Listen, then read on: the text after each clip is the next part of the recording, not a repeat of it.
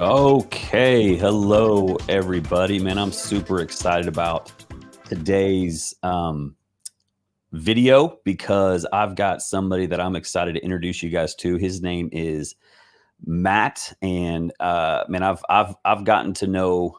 I really don't know Matt that well yet, but I am going to get to know him. He doesn't know that we're going to be friends, and because I feel like we have a lot in common. And so this is Matt. Matt, man, tell us a little bit about yourself, where you live, what do you do? Go ahead, my man. All the good stuff. Michael, I'm really appreciative of you having me on here, and grateful to be. Yeah, we're friends. We're gonna be friends. We're gonna be great friends. We just met each other. That's Yes. I am Matt Chenard from Alberta, Canada. I have my wife Jaleesa, and I live in the small town in Alberta. We have a young daughter, Willa, 6 months old. Mm. I've owned a brick and mortar gym business, CrossFit business, health and fitness, mindset, nutrition, fitness for this. It's been a CrossFit gym for 10 years. The gym has been 12 years. I was on CrossFit seminar staff for about 4 years. Come on. And I don't like sitting in cold water, but I sit in cold water and talk on video. And then that's probably how most people would know me. Yes. And so first off, the way that I got to know Matt and I both recently got certified in the Business Made Simple program, and man, it's super exciting. Just a lot of people wanting to get in and help small businesses, and that's where I got to know Matt. And then I saw Matt on LinkedIn, and then I saw this.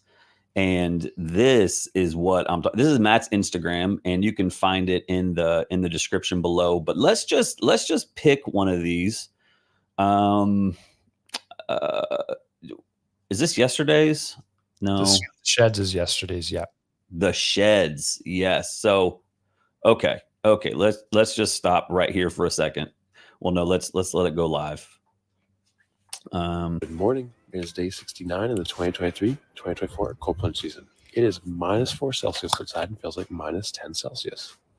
Okay. Let's just stop right there, Matt. Yep. What is -4 Celsius to all the people who, like me, don't know Celsius in Fahrenheit? Great question. Let me say this. So it's warm here. Consider like for my cold plunge season, it's warm. Yes. So when I post videos come January, February, it can get to -50 Celsius. Now this is where it gets crazy, because at that point it's easier for me because it's around -50 Fahrenheit. There's something weird that happens that it's okay. Hold on. -50 Fahrenheit. Yes, I should preface with wind chill, but I mean, it doesn't matter if it's -40, -30. It's just cold. Oh my goodness. Okay, so that's really cold. And this is the other day, so not as cold, but to us folk here in Tennessee, this is cold. So let's just keep watching. Oh. Okay, you're using a sledgehammer to break that. 31.2 Fahrenheit. There you go. -0.4 Celsius. That's the water temp. That's the water dip. What's your dog's name? Nuke. Nuke. Yeah, loves it. Favorite. Piece of ice. Just doing it. Look how happy you are. Yeah. Internally, I'm feeling. So spend more time at home. Part 10. Street the shed principle is popularized. Okay, man, that is incredible. Like so a lot of people who know me, that they know that I get up and it's not a big deal. I get up and run. Doesn't really matter what the weather is. It's just what I do. I enjoy it. I wake up, spend time with the Lord, do some writing, and then I go run. And now knowing you, I'm like, that's weak. Like I'm out there doing a video. It's 31 degrees. I'm out here running. And then Matt's like, sitting in negative 30, 50 degree water. I mean, not really, because you'd be dead. But Matt, you're a beast, bro. You're a beast. Well, I appreciate it. And I would say I actually would find sitting in cold water easier than going for a run in the morning. So I admire your discipline in doing that. My wife's family, they're all runners, and I am not. Just say it like that.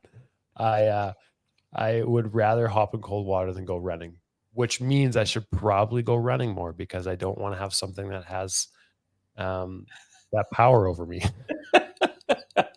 Well, let's talk about that, man. Let's talk about when you make deposits. That's something I've seen before. I would love for you to kind of talk about that.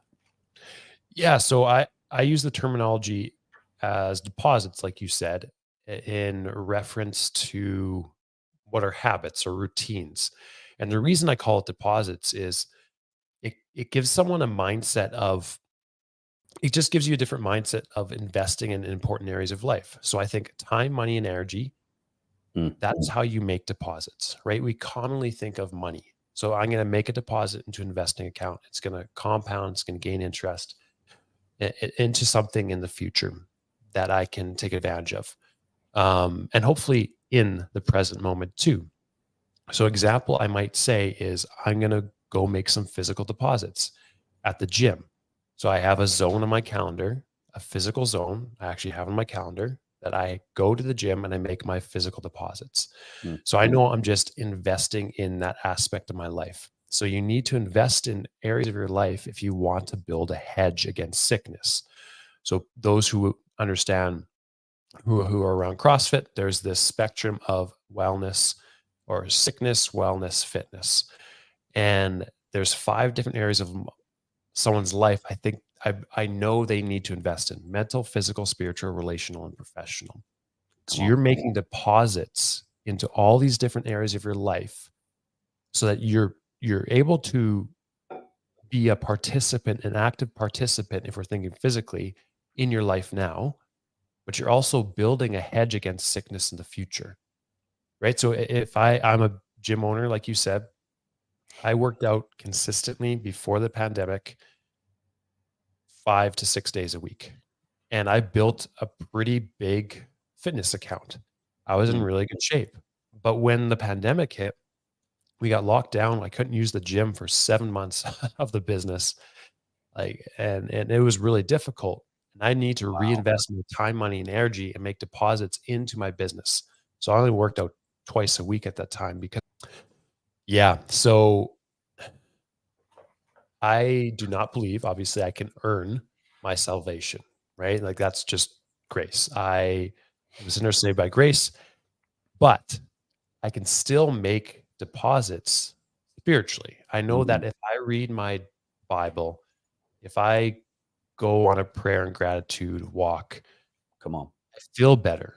I'm making investments in there. And I think sometimes we overanalyze it and think I need to be in the perfect mindset and the perfect mood to do this. No, if I actually look at a discipline, if I think physically, if I waited until I felt like doing it every single time, I wouldn't do it. If I would only go in the ice tub when I wanted to, I would never do it. Right. So I have this zone in my calendar every single morning where I'm investing in my spiritual zone and throughout the day as well. So if I'm praying, so what I do in the morning is I'll go in the ice tub, I'll get out, I'll make a cup of coffee, I'll do some prayer. Actually, I'll pray in the ice tub. It's not super long because I don't want to stay there. You don't die. Yeah. I'd be praying too, bro. Yeah. Make a cup of coffee, and then I'll read the Bible. And then part of my spiritual deposit or my spiritual zone is actually content creation. I really enjoy that process of whatever's up in here, putting it down on social media and then sharing it. That's part of my spiritual deposit as well. Man, I absolutely love that. And I think also what you said is, the more deposits we make, we're really fighting off sickness. And that's true spiritually because we're fighting off Remember, we're not that we're not going to sin whenever we are in the Word and we're spending that time, but man, it sure is nice to know that, man, I know when I haven't spent time with the Lord, and I'm making that spiritual deposit. I love that. I love the deposits into your life. And so with that, man, I'm just that's so good. With your businesses and all the things. So you recently got into, I got COVID, and then I got shut down with some sort of a autoimmune disease. I mean, it shut me down where I couldn't move. And there were doctors that told me, Matt, they said, you'll never run again. And I was like, oh, here, okay, like that. Like, I'm like, yes, that's what you don't tell me. Because I know who the healer is. Right. And it's so fun to be able to see where I'm at today, being able to run again and be active and do what I love. But with you, Matt, man, would you mind just kind of breaking down what happened to you, man? Yeah, it was, I think it was 6 or 7 years ago. I'm a little foggy when it was. To kind of paint the picture, my wife, she was going through an exercise addiction, eating disorder. She was healed from that, and it was getting better, but there's still a lot of stress around that. My mom just got diagnosed with lung cancer. She's all right now. We're about to move into a new house. We just expanded the gym. I was working, I think, like 7 to 9 hours in the gym as a coach and a trainer, and then on the business afterwards. So a lot of stresses, financial stress. I was working out 2 hours a day, probably 6 days a week. So some was good stress, some was bad stress, but it was just stress on my system as a whole. And then I remember driving back from Canmore, Alberta. We were on vacation with Jaleesa's family, and I had this hive come on my neck. And I've had hives before. It got worse and worse.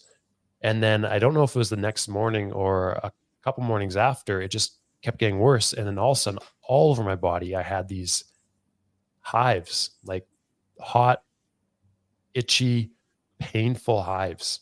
Wow. And it was painful to the touch. I got them on my palms of my hand and the soles of my feet. So when I walked, it was painful. I touched, it was painful.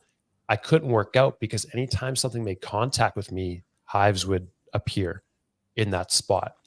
Obviously I went to the doctors. They gave me really strong steroids, and it didn't touch it. It made me feel awful. Didn't make me feel good. And I asked the doctor, when will this go away? And they said, I don't know if it ever will go away. So I have to cover my whole body because I have hives everywhere, which I'm a little self-conscious of having it all over my face everywhere. And it's painful. I can't work out because a barbell, if it touches me, it's extremely painful. So, I mean, I'm praying, I'm wondering what to do here. And that's when I started to just, I know at that point, fitness was an idol in my life. It was something that was the most concerning part for me at that point.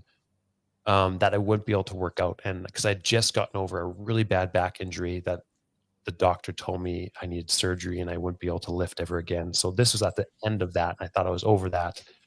And I think I know it was an idol in my life. So at that point, what I started to do is I started to do elimination diet. I stopped working out as much.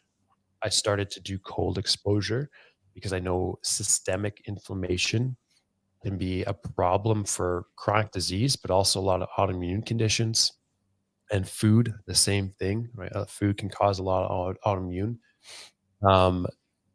So that's what I did. I invested in these I started making deposits. That's when I started to think, okay, this isn't pleasant, but I'm going to make the deposit and I'm going to control my actions as best I can. And this is kind of what the mindset I have about deposits is. I'm going to control my actions as best I can. And the outcome is not up to me anymore. I'm going to just collect control. I'm going to do the best I possibly can. I'm going to steward my time, money, energy the best I possibly can. And if I heal from this, awesome. If not, then I'm not supposed to be at this time.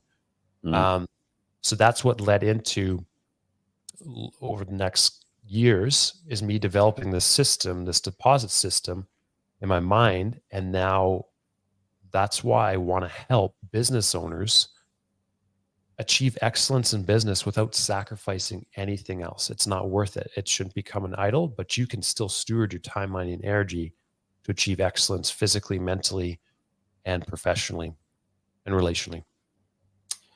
Man, that's well, man, praise the Lord. You're where you're at today. Yeah. No more of those painful deals. You're back. I mean, you guys have been on a journey, you and your wife. And how long have you guys been married? We've been married 12 years. 12 years. Yeah. And you have a 6-month-old, correct? 6-month-old. And then to top that off is we went through the pandemic as gym owners, and let's just say we lost / had to take on 6 figures plus, or 6 figures of debt in order to make it through. So that's while my wife lost her job as a nurse. So that's a lot. All in, brother. That is a lot. And I know, man, doing that, like we said earlier before even getting on, man, sometimes we go through these things, and like for me, for you, when we've gone through hard things, in the moment we can't see it, but on the other side we can say, that's the why. I think for me, one of the reasons, or something that I'm looking at as far as like when I got sick, God started to put on my heart, Matt, that it's time to take Michael outside of the walls of the church. And I love the church. Nothing wrong with the church. It's good. For me though, it was time for me to take some of the talents and things in my story outside the walls and to take a step of faith. But when I was sick and stuff, I'm like, I was like, you're crazy. Like, that's not happening. What are you talking about? And then my wife comes up to me after she went to go see her family. And she says, Matt, hey, have you ever thought about not working in the church? And I was like, oh. And I mean, I had no idea what that meant. I had no idea that's all I've known. That was my identity, Matt, for a long time was this preaching pastor, all the things. That was who I was. And I ran in the morning. And God kind of took all of that away during the sickness and was like, okay, now who are you? And it really helped to shape my identity a lot more. Took away running, took away preaching, took away community. And now I still don't really know what I'm doing, but in November, man, in October, man, I resigned from the church, and now I'm on this journey, still trying to figure out exactly what I'm doing. Like, what is my niche? Like, who? I just want to help everybody. I think you and I kind of talked about that. Yeah. And I really appreciate what you said. I don't know if you remember what you said, but I love what you said. And guys, Matt, I was in an AI mastermind with him, and it was awesome. And if you want to learn about AI, you need to get Matt's information in the description. He is a monster. And I was only on for like 15 minutes and I was ready to go. Just yesterday, by the way, Matt, I got chat 4.0 chat GPT. Yep. So I got in, they let me in. You in.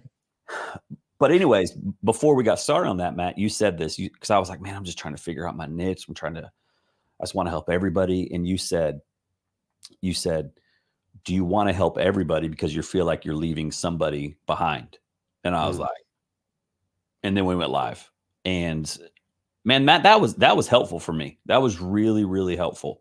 How have you kind of figured out, or have you figured out kind of your, people talk about niche and they talk about all these things but you, I feel like you have so many different gifts and abilities, and God's just gifted you in a great, great way.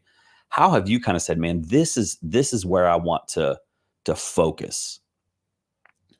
It's been really difficult. I have a lot of ideas, and I laugh when I say that because my wife would chuckle when I say that too.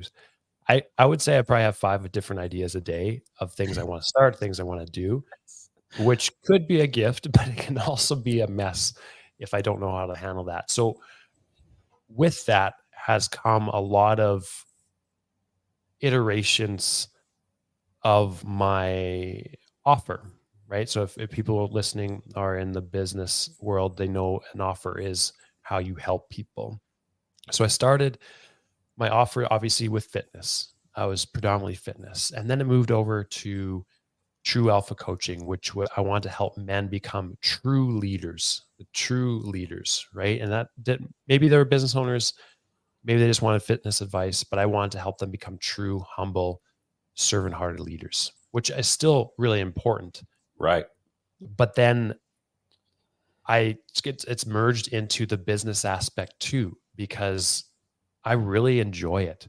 And we were on the call with the certification, and JJ talked about build yourself a playground and not a prison. And that hit me. I was like, okay, I need to stop focusing so much on what I think people are going to invest in from me, right? Whether it's fitness, because I know I could be a very successful fitness coach, but how do I want to help people? And when I hop on a call, what do I want to talk about? How do I want to help the person?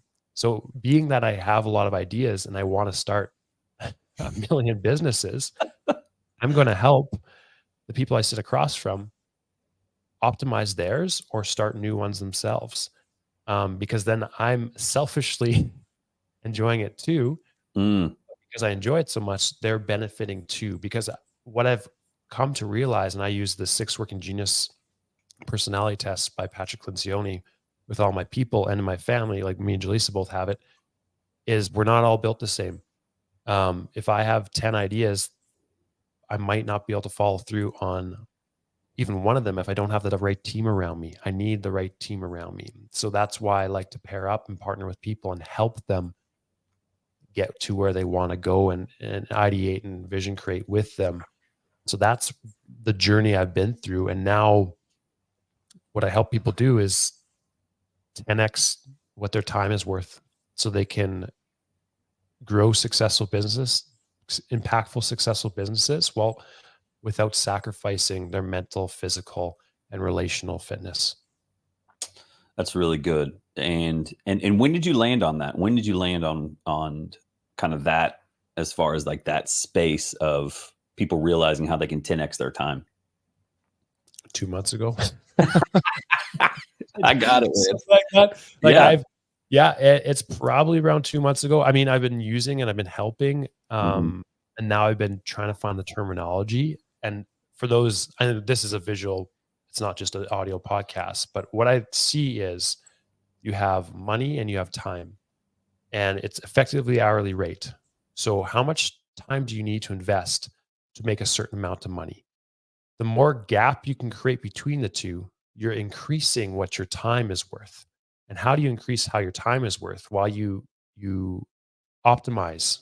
So you optimize yourself, you optimize your businesses, you invest in your fitness, you invest in your mental health. So you have more energy in the time that you can invest. You create a really optimized, or you systemize your team, you systemize your processes. And then you look at the flight plan of the business and say, of all these 6 aspects of this business airplane, how do I grow this?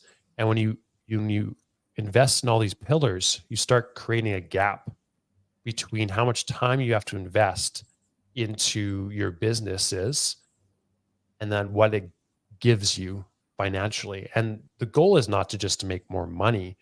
The goal is that you're creating a healthy business so that you have employees and they thrive, your clients thrive, and you're not sacrificing the things that actually matter in life to build a successful business. So it's almost like a gapping, if that makes sense. That totally makes sense, man. I think that's so good. And I think that's my new niche. So thank you for that. No, I'm just kidding. Go for it. And if you can really figure it out, just let me know. No, man. I mean, I'm the same, man. I just feel like I have so many ideas. I love social media. It's something I've really enjoyed. I enjoy talking mental health. I enjoy talking about the Lord. It's like, and just yesterday, Matt, I put something on my Instagram just to kind of see what the people say. I said, on my next video, what would you like to see? And I put on there, I think I put mental health, getting more healthy in 2024, social media tips, and then managing a team better in your business. That got 0 votes. That got 0 votes.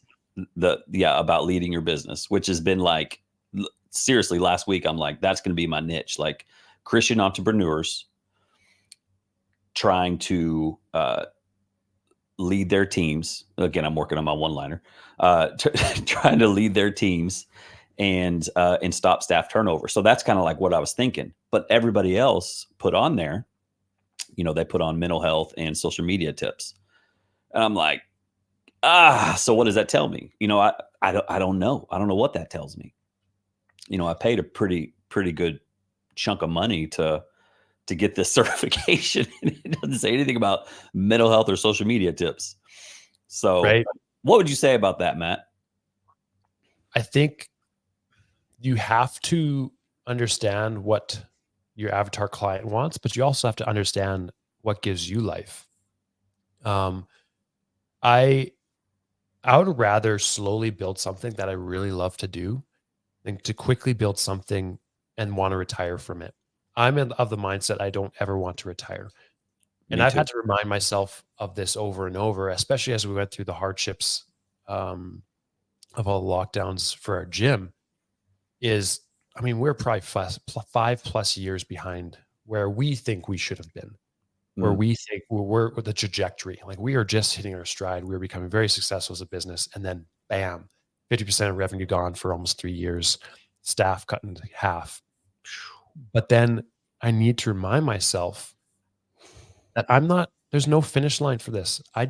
If I'm of the mentality that I'm going to invest my time, money, energy, my giftings, my talents, my stories, and just pursue something that enables me to do that, money will follow. It might not be right away, but I can wake up each and every morning and play in the playground instead of being in a prison job that I just want to retire from. So that's good. I think it's kind of twofold is, you need to know what the person needs, but you also need to know what you need and how you've been built. Because I don't believe we need to just go to the grind and do something we hate. If I've been built a certain way, why not lean into that and do it my whole life? Yep. Man, that's encouraging. And that for me is one. Y'all seen a live coaching session with Matt. Y'all need to get on and book him right now. But that for me was, I believe was again, I enjoyed what I got to do at the church, but there were days when I pulled in the parking lot, I'm like, what am I doing? Like, I believe God has so much more for me. And now, and Matt, I've made 0, like nothing in the past 3 months. Now we're good. All the things financially hopefully. But I'm so joyful. Like it's like, I get to go down in my basement and create. Now it's been hard. I'll be very honest with you. It has been hard not having that constant income that I'm so used to every 2 weeks. Like I just know it's coming. It's been hard without community, like being around people all the time. That's why, I told you this would go 20 minutes. It's been 29:45 right now, but I love it. Like I just love talking to people and getting to know people. So that's been a big adjustment for me. And I really love what you said, man, because people talk about retiring and all these things. For me, I would be miserable. Like, I don't know what I would do if I were, even when I was working the church, like I just didn't ever think I'd retire. And I love what you said about don't do something that you feel like you have to retire from. Man, that is strong. That is so good. Well, it's freeing, because I have to remind myself of that often. I heard it on a podcast somewhere. We weren't created to retire. We're because if you think about, so there's a place in the world, blue zones, where people live to be, they have the highest percentage per capita of people living over 100. And there's different aspects of that. And one of them is purpose. When someone loses purpose, when they retire from life and they no longer work or add value to the world around them, it adds to sickness. So that's a part of health as well, is to work. And I think oftentimes people get too fixated on letting their identity be shaped by what they do instead of focusing more on who they are and what they do. Right? If I really deeply understand the things I'm good at and the things I'm passionate about, that's God's put on me, then I can go into different areas of life, different jobs, and add value there. Right. So I'm no longer pursuing a role. I'm no longer pursuing a certain job. I'm saying, okay, who am I in this? And then in terms of social media, like, I think that's a really important thing, like authentically showing people how to show up on social media so that if they gain a lot of followers, they didn't lose themselves in that process. Cause that's something that would be very difficult, is to wake up each and every morning and showcase someone you're not. You're going to burn out. That's good. Matt, man, you blessing me right now, man. This is so good. Encouragement. Well, I have one more question, and we'll get going. What do you like to do? No. That's not what I want to ask. What is, like, for you as 2024 is coming up? Have you set any like, and this year I want to blank? Is there anything like that for you? Yes, I have multiple.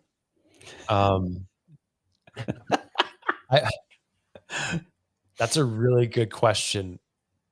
My big vision, my big dream is I co-own a lodge right now in the mountains in British Columbia. But one day I want to build a big retreat center where people can come and participate and be a part of God's beauty and do seminars and just escape the rat race and realize that they're pursuing the wrong things. So that's my big vision.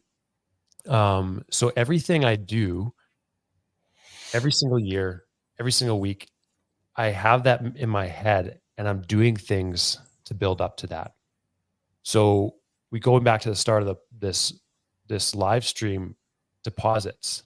So every single day after I do my cold exposure, I send 40 messages myself. I don't have a VA do it, to my followers. So my mind is, if I send 40, I think the math is somewhere around there. That's 8,000 messages I've sent in the year. That's 8,000 conversations I've started. And if I get really good at conversations, that's maybe 10% of that I'm going to book a sales call with. And I have those sales calls. Maybe 10% of those people are going to go into my coaching program. That's how I'm going to build my coaching program. And I do the same thing in my business. And this is the profit framework I have people go through: is, what's your 10-year? What's your big dream? Reverse engineer it so you know exactly what to do each and every day, so you can live intentionally and no longer guess. You just got to make those deposits over and over. For 2024, it's an investment year. It's doubling down on those deposits everywhere. Man, that is so good. So what do you, when you reach out to you reach out to 40 people a day? Yeah. And what do you just starting conversations? You're just saying, "Hey, how you doing?" You're just I say appreciate the engagement on a post, or appreciate the follow. And then I'll say, "Hey, are you here for my cold exposure, or are you here for business and leadership? Or are you here to learn how to 10x value your time as a business owner?" I love and that. some people will say, maybe 10% of the people will actually reply. Yeah. And they'll say, "I'm here for the cold exposure. Awesome. Appreciate you being here. Reach out if you need anything. Here for business." Then I ask, "Hey, how is it going? What are you struggling with?" And then I slowly start that conversation. And that's a way better way to going about it, because I get, and I'm sure you do too, a lot of messages of people saying, "Hey, let me create this for you," without even building a relationship. Build relationships, relationship deposits. Just make the deposits and planting seeds. Yep. I'm a big principle guy. Just use the principles. That's one of my goals, 10-year goals, is to memorize Proverbs. So that's a big goal. That is awesome, man. Praise the Lord. I had someone reach out to me yesterday, speaking of people reaching out. I mean, I've not had this before. And they said, hey, if you pay me $700, I'll get on your podcast. And I was like, wait, what? Like, what are we doing here? Like I don't even know. I didn't even know who that person was. But it was people are crazy. But I think what's good is that conversation and getting to know people before, because that's really truly. I don't want to be known for selling stuff. I don't. I don't. I want to be known for who I am. I want to be known for, man, I cared about this person, and that's what's important. So hearing you say that, Matt, is pretty awesome. Well, Matt, go ahead.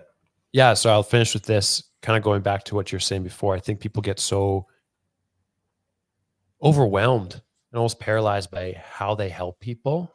And I think if you just reach out to people, have genuine conversations, and find out the problem, and you focus on just finding that one person in the next 90 days and helping them really well and get them results, then you'll have a better understanding of how you help people. And maybe they'll tell their friends, or you can ask them if they have anyone in a similar situation.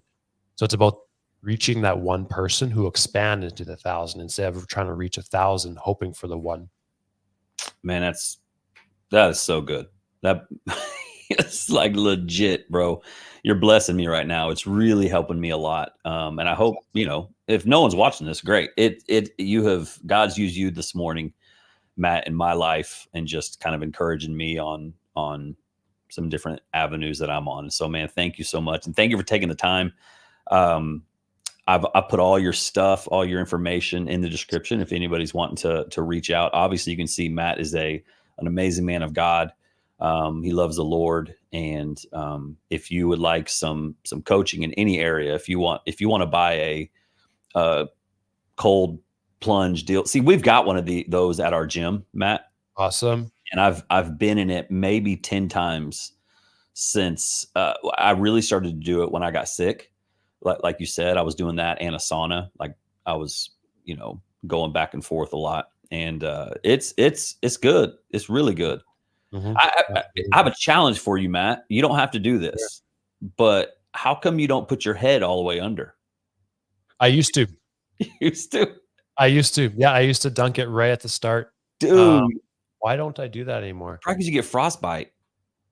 Well, I think what it was is some surfer commented and sent me messages that you gotta be careful because something can happen with your ear when you do that. I was like, oh, well, maybe I don't need to do that. I mean, Hey, it probably wouldn't happen, but since I'm cold plunging almost 365, chances are more likely it's going to happen to me. Don't do it. Don't listen to me. I did it one time, and I literally went under the water, and I didn't even know where I was. It was just like, like my brain. It's actually good. It's for the vagal nerve. Like your central nervous system is controlled by your vagal nerve a lot too, right? So it is actually really good. Or vagus nerve, sorry. Yeah. It turned off. It was like, you're dying. You're dead. Well, Matt, man, thanks for being here. I appreciate it. Thank you guys for watching today. And we'll talk to you later. Thanks, Michael.